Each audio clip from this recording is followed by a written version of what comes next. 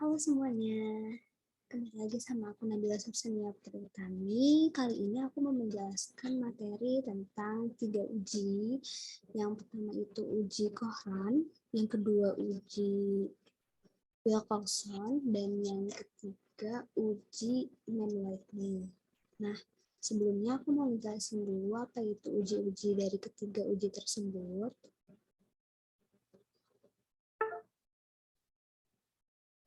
Oke. Mungkin sebelumnya aku izin share screen dulu.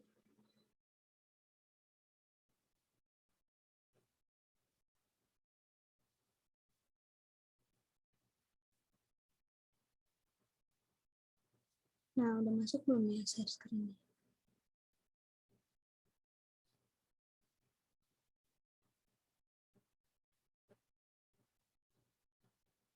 Kayaknya udah masuk ya share screen-nya. Nah,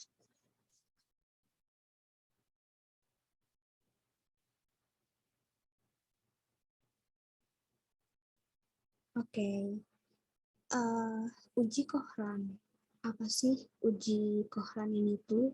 Fungsinya apa?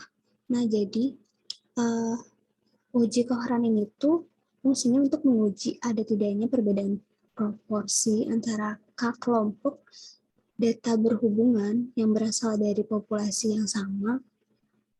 Lalu spesifikasinya tuh data observasi berskala ukur nominal, dikotomi, misalnya itu kayak sukses gagal, hidup mati, menang kalah, dan lain-lain. Nah, uji Kohran ini tuh merupakan perluasan dari uji McNeman. Nah, di sini aku ada contoh kasus yang mana seperti ini. Seorang peneliti tertarik untuk mempelajari pengaruh keramahan seseorang pewawancara atas jawaban ibu rumah tangga dalam suatu survei pendapat. Wawancara dilatih untuk melakukan 3 jenis wawancara. Yang pertama, wawancara 1 menunjukkan perhatian, keramahan, dan antusiasme. Wawancara 2 menunjukkan keformalan, kehati-hatian, dan kesopanan.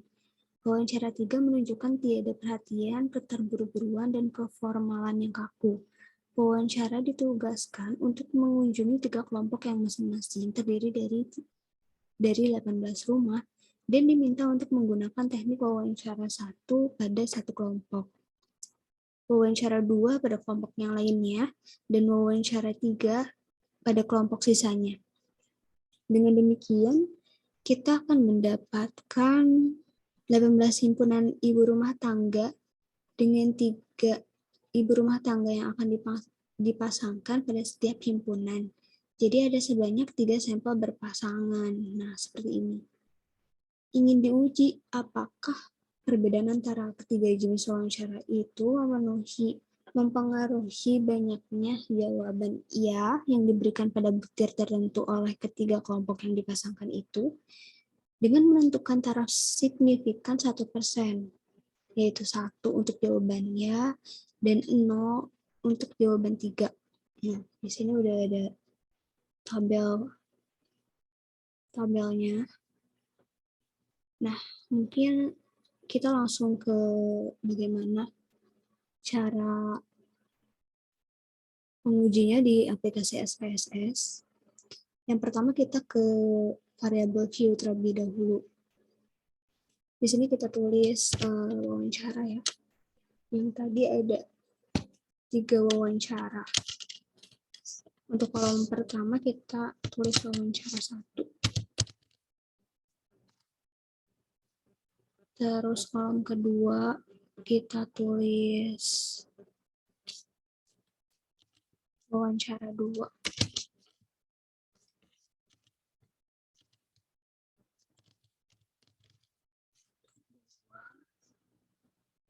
Yang tabel ketiga kita tulis wawancara.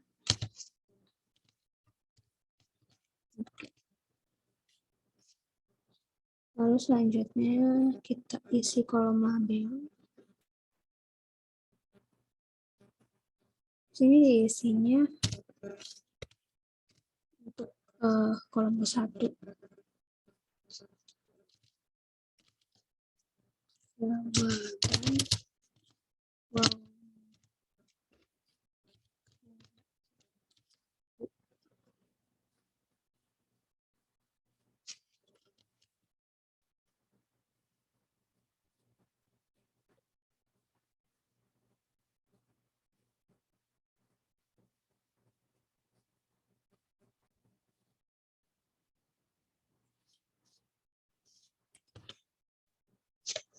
Kita ulangi ya dari tabel pertama.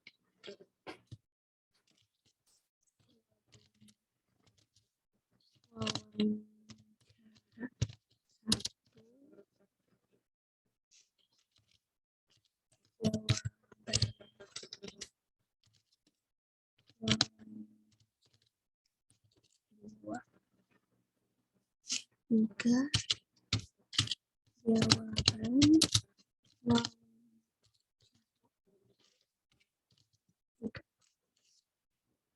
untuk values-nya tadi diberitahu untuk 0. Tunggu.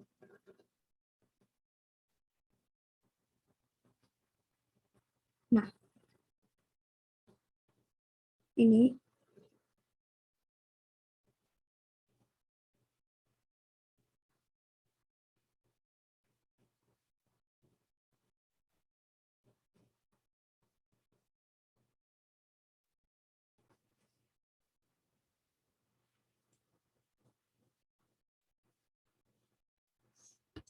nol tidak, labelnya tidak,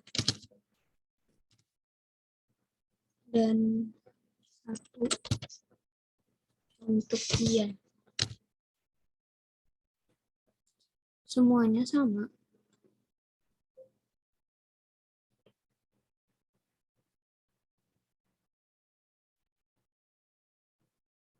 Nol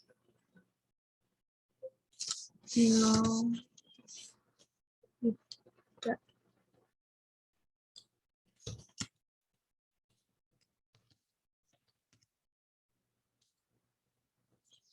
1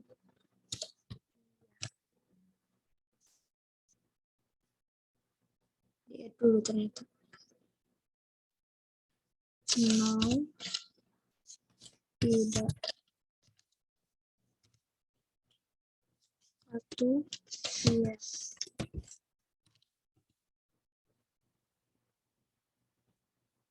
Oke.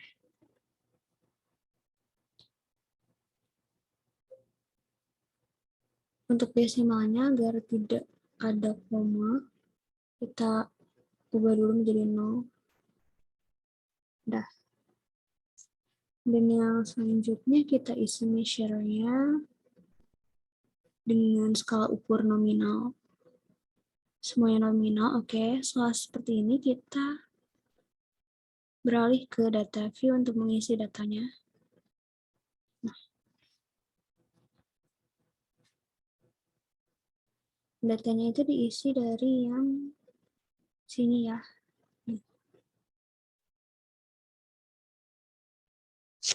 0, 0, 0, 1, 1, 0, 0, 1, 0,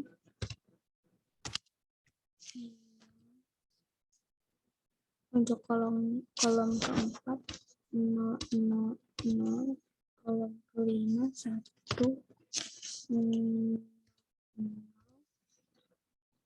kolom keenam 1, 1, 0, kolom ketujuh 1, 1, 0, kolom ke-8 1, 0, 1, 0, kolom ke-9 1, 0, 0, kolom 10 0, 0, 0, kolom 11 1, 1, 1, kolom 12 1, 1, 1, 13 1, 1, 0, kolom 14 1, 1, 0,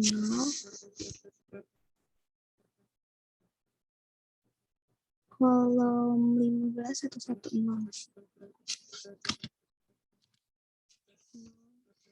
kolom 16 111,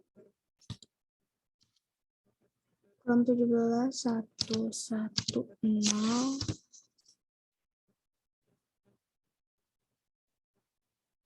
kolom ke-18 1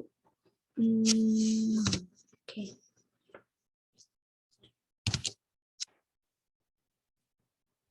Coba kita samakan terlebih dahulu ya.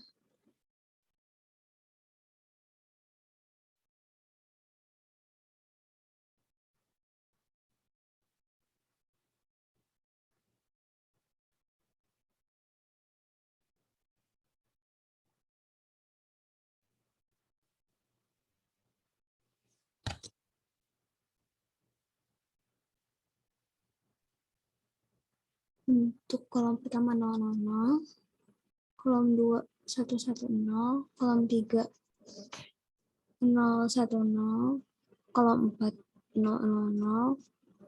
kolom 5 100, kolom 6 110, kolom 7 117, kolom 8 010, ini 0 ya harusnya.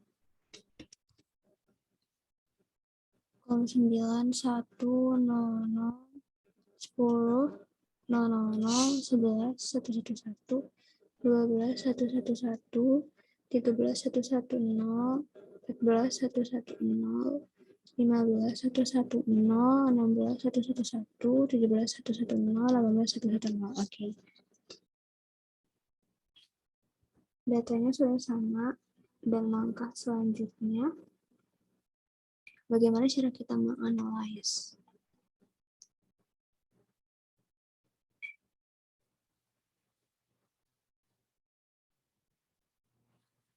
Analyze, pilih menu non-parametric test, lalu ke legacy dialogs, dan pilih key related samples.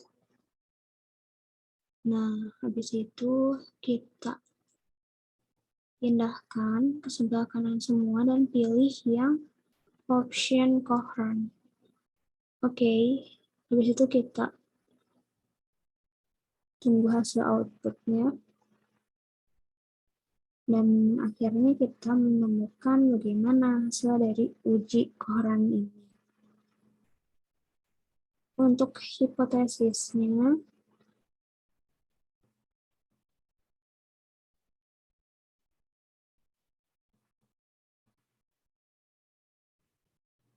nah ini adalah bentuk hipotesis dari uji koheran yang sudah kita lakukan tadi. Hipotesis untuk H0, peluang jawaban ya sama pada 3 jenis wawancara.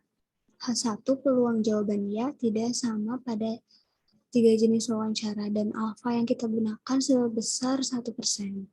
Kriteria ujinya, H0 ditolak apabila p-value lebih kecil daripada alfa, dan H0 diterima apabila p-value lebih besar daripada alfa.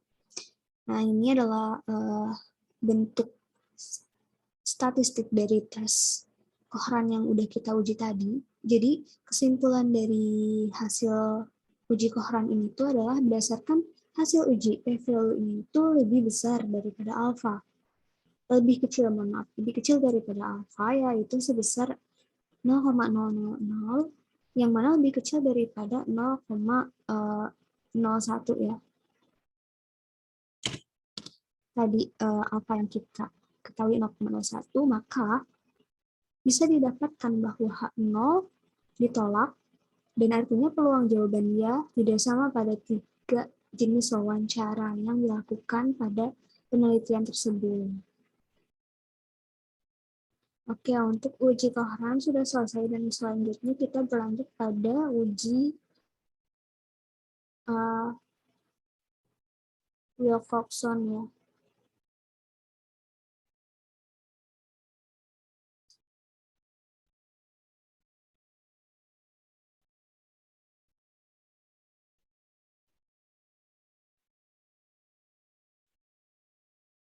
uji Wilcoxon. Jadi fungsi dari uji Wilcoxon ini tuh untuk menguji perbedaan dua sampel yang berpasangan, menguji efektivitas suatu treatment, alternatif dari uji parity test, jika uji normalitas tidak dapat dipenuhi. Lalu spesifikasinya dari uji Wilcoxon ini tuh data observasi berskala ukur sekurang-kurangnya adalah interval. Asal populasinya sama, memperlihatkan arah perbedaan dan nilai relatif perbedaan dari dua keadaan atau perlakuan.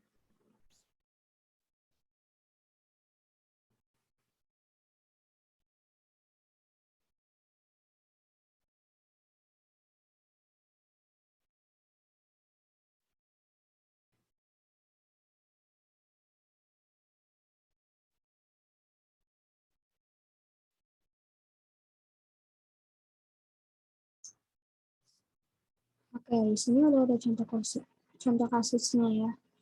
Nah, seorang psikolog ingin menguji apakah mengikuti sekolah pratika mempunyai efek terhadap daya persepsi sosial anak-anak.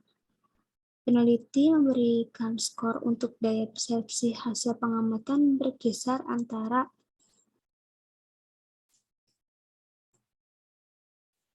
0 sampai 100 untuk setiap anak.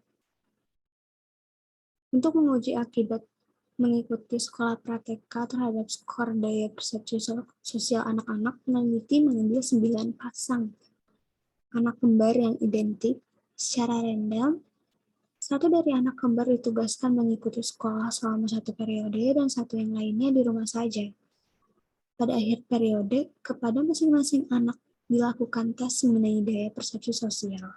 Nah, ini untuk pasangannya terdapat di sekolah dan juga di rumah.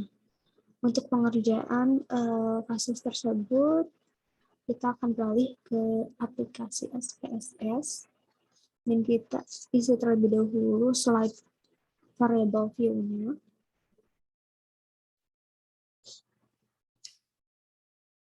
Untuk namanya,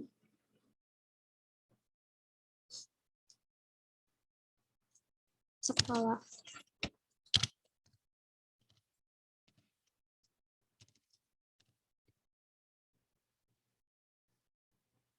Lalu untuk baris kedua, kita tulis koma.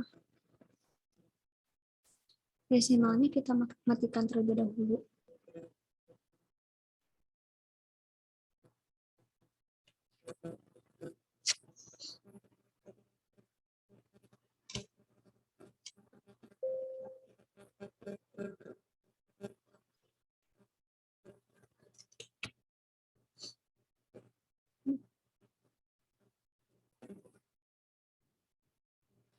Untuk labelnya kita isi daya persepsi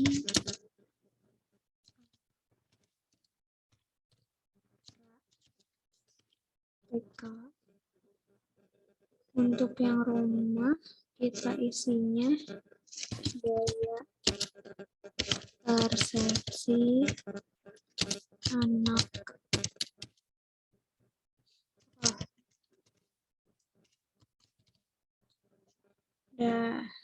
Lalu kita isi misalnya dengan skala scale.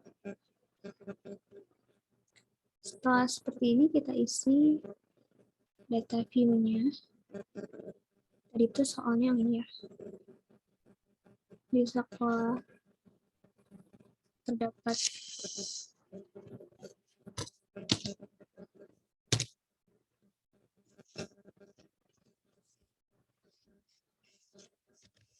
sembilan, 7, 3,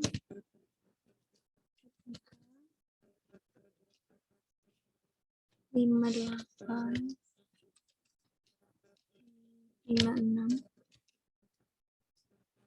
7, 6, 8, 5, 80. Dan untuk yang kolom rumah 63, 42, 74, 37, 51, 43, 80, 80 dan 80.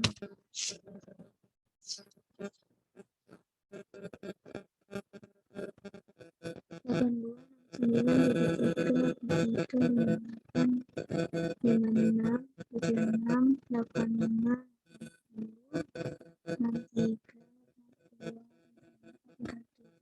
1, 43. Oke.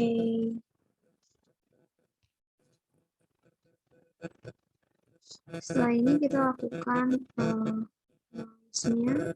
pilih menu non-parametric test.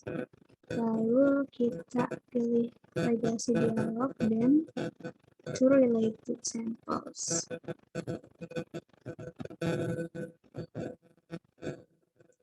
Nah,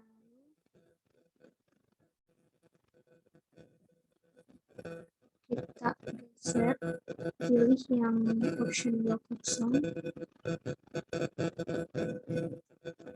dan hasil dari uji ini keluar. Bagaimana untuk menulis hipotesisnya? Uji Wilcoxon ini H0. Daya persepsi sosial anak yang di rumah sama dengan anak yang masuk pratek. H1. Daya persepsi sosial anak yang di rumah dan anak yang masuk pratek berbeda. Dengan alfa yang digunakan sebesar 5%, kriteria ujinya H0 ditolak apabila p-value-nya lebih kecil dari alfa dan diterima apabila p-value lebih besar dari alfa. Nah, uji statistik dari uji Wilcoxon ini didapatkan signifikan sebesar 0,050 yang mana hasil kesimpulannya p-value sama dengan sebesar alfa.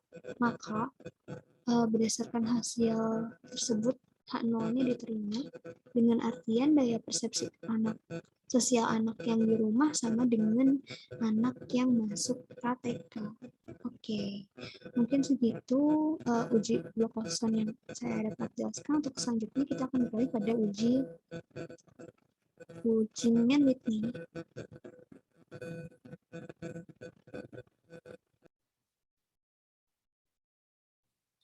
Nah, untuk selanjutnya uji Mann-Whitney. Fungsi dari uji Mann-Whitney ini tuh untuk menguji ada tidaknya perbedaan dua sampel independen. Alternatif uji T, dua sampel independen. Lalu spesifikasinya, data terdiri dari dua gugus sampel acak, yaitu X1, X2, dan XN, lalu Y1, Y2, dan Y ke N. Data berskala ukur minimal ordinal. Kedua populasi memiliki bentuk sebaran yang sama. Fungsi sebaran dari kedua populasi hanya berbeda pada lokasinya atau meannya. Nah, untuk selanjutnya kita beralih ke bagaimana contoh kasus dari uji Mann-Whitney ini. Untuk di uji yang ini saya menggunakan kasus 2. Untuk soalnya, ingin diteliti apakah volume penjualan tahunan yang dicapai salesman yang tidak berpendidikan akademis berbeda dengan volume penjualan yang dicapai oleh salesman yang berpendidikan akademis. Diambil sampel random sebanyak 10 salesman yang tidak berpendidikan akademis dan 23 salesman yang berpendidikan akademis. Dua grup tersebut dipisahkan sebagai grup A, yang mana tidak berpendidikan, dan grup B adalah yang berpendidikan. Data ditunjukkan sebagai berikut dengan alfanya kita menggunakan 5%. Ini adalah tabelnya. Untuk selanjutnya kita isi menggunakan aplikasi SPSS.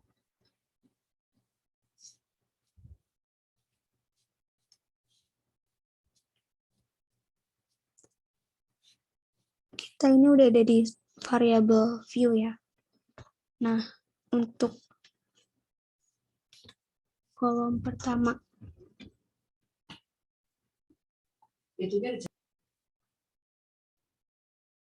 kolom 1 kita isi dengan populasi. Untuk yang baris kedua, penjualan.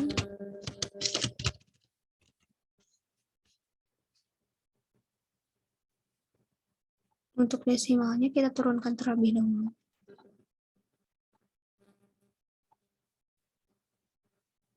Nah, ini di label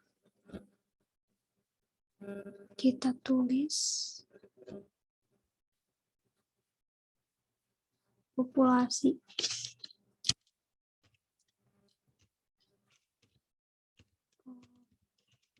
Populasi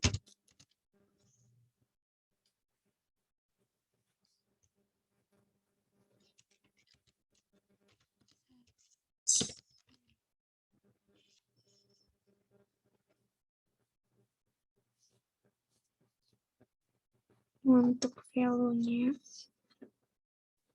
1 tidak berpendidikan.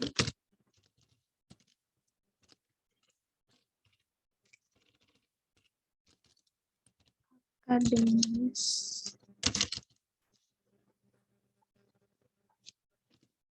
Kedua,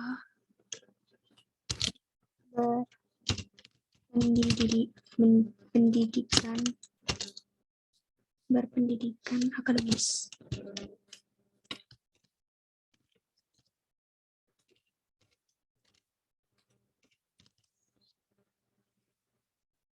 Oke.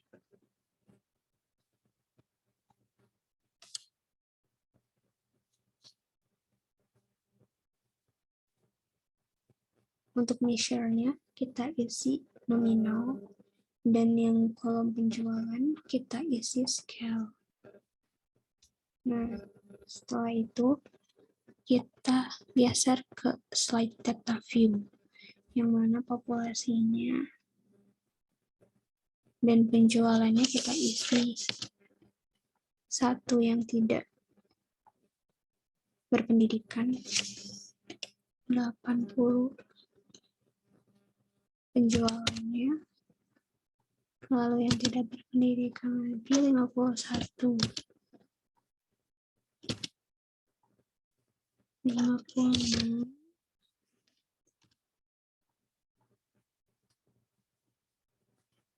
57, 53,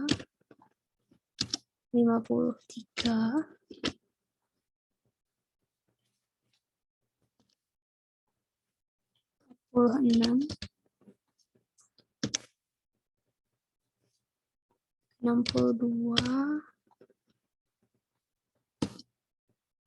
41,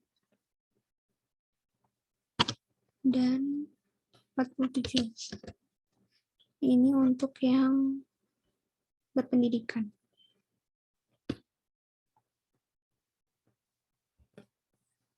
Sebanyak 116.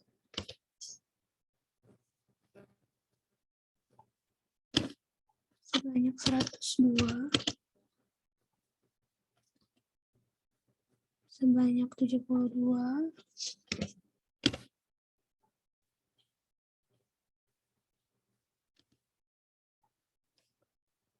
Lima puluh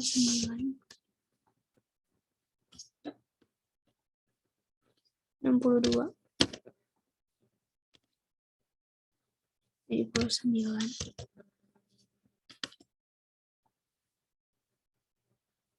70. 52, 106, 108, 60,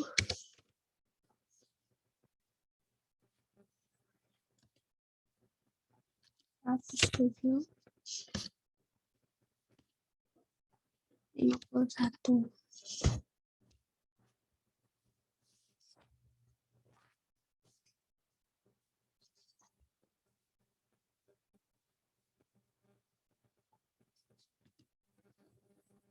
89,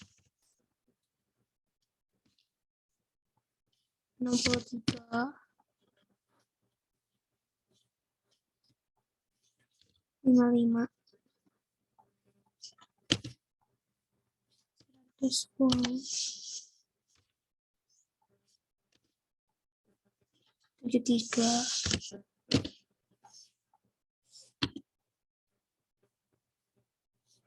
99,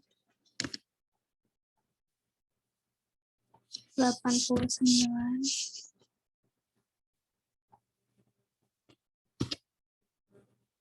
55,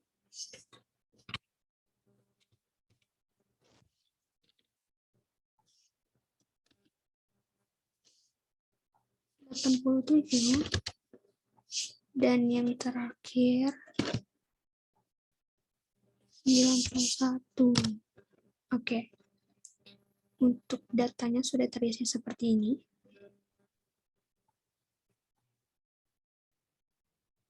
Setelah kita isikan soalnya seperti ini, maka selanjutnya kita akan analyze. Pilih menu non-parametric test, legacy dialog, dan ke to independent samples. Nah, ini kita taruh si scale penjualan di atas dan populasi itu di bawah, yang mana define groupnya itu 1 dan 2. Kita pilih test type-nya min Whitney. Oke. Dan akan keluar hasilnya tes ini, min Whitney dengan signifikan sebesar 0,01. Dan laporan hasil hipotesisnya, H0 adalah rata-rata volume penjualan tahunan yang dicapai salesman yang tidak berpendidikan akademis sama dengan volume penjualan yang dicapai oleh salesman yang berpendidikan akademis. Lalu H1-nya rata-rata volume penjualan tahunan yang dicapai salesman yang tidak berpendidikan akademis berbeda dengan volume penjualan yang dicapai oleh salesman yang berpendidikan akademis dengan alfa sebesar 5%. H0 akan ditolak apabila p-value-nya lebih kecil daripada alfa, dan H0 akan diterima apabila p-value-nya lebih besar dari alfa. Nah, statistik tadi yang kita dapatkan dari uji min Whitney ini tuh signifikannya sebesar 0,001.